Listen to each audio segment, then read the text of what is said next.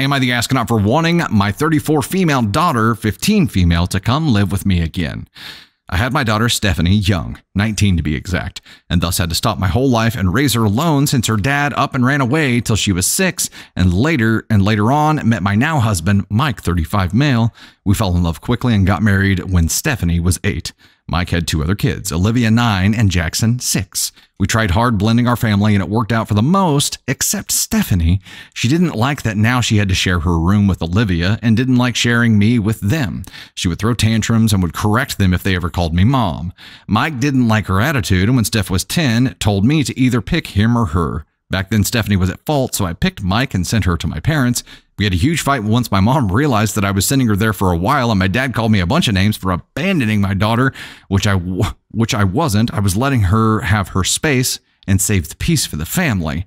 I did keep tabs on her online, and like I knew my parents set her straight, and she started doing good in school and had lots of friends and is really involved in their community. I tried calling her often, but she would dismiss me fast, saying my mom wanted her to help her make dinner or my dad wanted to take her camping, so she was out. Now onto the problem. Mike and me finally got us a house that has enough bedrooms for everybody, including Stephanie. I want to get her back home, but she told me she liked living with her grandparents and they were nicer and more fun than me, and she liked how big her room was. My dad made it specifically for her. She loved being with her animals. My parents own a big farm and she has a lot of animal friends, cows, horses, and such. And she didn't want to leave her friends and community she built in their small town. I told her I wanted her back home, but she said no. My parents told me I couldn't force, and when we argued, I yelled at them that they couldn't keep my daughter from me. They kicked me out saying Stephanie picked her home, and I needed to accept it whether I liked it or not. I tried calling again and texting Stephanie, but now she blocked me. I don't know. Am I the astronaut for wanting my daughter back home? Okay, she's 15. She's 15.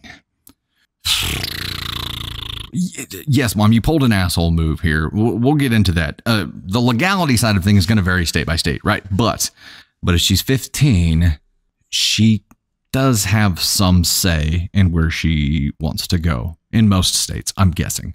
The issue here was not just space. And the fact that I think Mom, OP here, is distracted by space, right?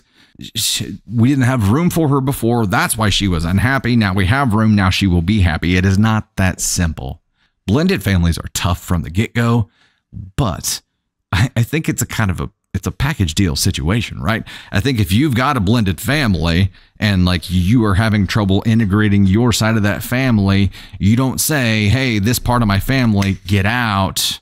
You would go with them. It would split your family.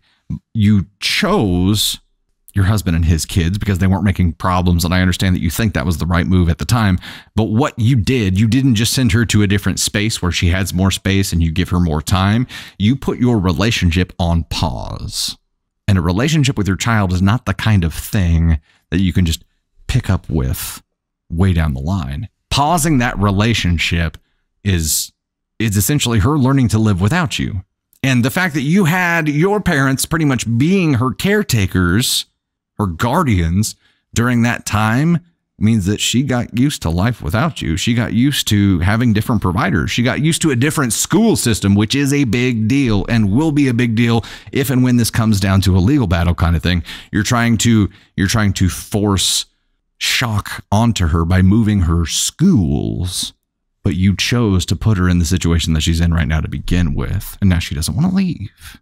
Rather than say, okay, we need to go to family counseling. We need to get through this issue. We need to solve this problem. You put a Band-Aid on it, took a shot of morphine and said, I'm removing this person who is the problem and putting them in a box over here. You ignored the problem. The problem was your daughter. You ignored the problem that was your child. Instead of working on it, working through it, figuring out how to fix things. Question for you, OP. If you hadn't blended your families and it was you and your child living alone together and you started having attitude issues or whatever was going on there, would you choose to send her away then? I think the answer would be no.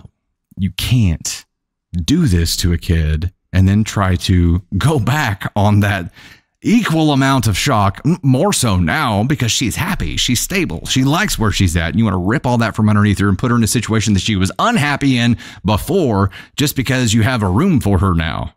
Yeah, that's an asshole move. Yeah, that's an extremely selfish move because you are openly admitting that you don't care if she's happy now. You want her back. I think as parents, you have to be able to identify when you're making a decision for you and not for them, not for your kid, right? I think you have to do that. And I see this kind of thing. It's easiest to see whenever the babies, like bebés, like rocking babies, right? Everybody wants to hold the baby, right? They don't want to hold the baby for the baby's sake. They don't want to hold the baby to make the baby more comfortable. They want to hold the baby because it fills their cup up, correct? Has nothing to do with actually being a caregiver for the child. It's the same kind of notion here where mom wants her baby back. She wants to be able to hold her baby, but hasn't been caring for this baby for so long. It is a selfish decision because if her daughter's well-being was truly the priority here, she would choose to let her stay where she's at and understand that her daughter's probably going to thank her for it, and she would have a better relationship in the long run because she chose her daughter's best interest over her own. But she's trying to choose selfishly again. This is going to be one of those 5 years down the road, I don't know why I haven't heard from my daughter in 5 years kind of stories. You have to think about what's best for your kid. You have to. And right now, OP, you are only thinking about what's best for you. So, oh man, yeah. Being a parent is tough, right? Like very, very, very often it is very hard to see what the right decision truly is. I do not believe this is one of those situations. I do not believe that if you're having trouble integrating your families together, blending your families together, that shipping one off to the grandparents is the answer. I don't believe that's the answer. So there's strike one. And then just because you get into a different space where you have more room and you have this kid can have her own bedroom, you want to rip her up from her being happy in the setting she's in right now and bring her back for you, not for her. It's at least a 2. At least a 2. But repeated choices here really lead me to the 1. Oh yeah, and think about what the kid feels throughout here too. This kid's 15 now. And we don't know how long this was. So when Steph was 10, told me to pick her. Okay, so yeah, it's been 5 years. So for the past 5 years to know that you got kicked out of your own family to go live with grandparents and you've been happy and have been able to rebuild a life since then. To know that your bio mom is willing to rip all of that away just to have you in the same box as her. Yeah, you got to feel just very unprioritized, I think is the nicest way to say it here. Yeah, we're throwing you here, Mom. We're sending you all the way to ASCON 1 because these are repeated selfish decisions here. Repeated. And to not be able to discuss any of acknowledging that it would not be the right move for her, that she would be unhappy, or that you're pulling her from a situation that she is truly happy in right now, and really not discuss what's best for her or her thoughts or her feelings here. I mean, you listed off the things that she liked about living there, but to really get to the deep root of it and say, I know she'd be starting all over in a different school system, making friends from scratch. She's still not going to be comfortable in the environment that we're in because it's been 5 years and chances are they aren't going to get along right off the rip. We didn't discuss any of those things. You just want her in the same box as you're in because it makes you feel better. It fills your cup up. I think you have to understand and be able to identify when filling your cup removes from someone else's. Night pants in some states at 15, the kids can choose where they want to live. And I think it is, judging on what I've seen from chat so far, anything past 10, they at least have a say. At least have a say.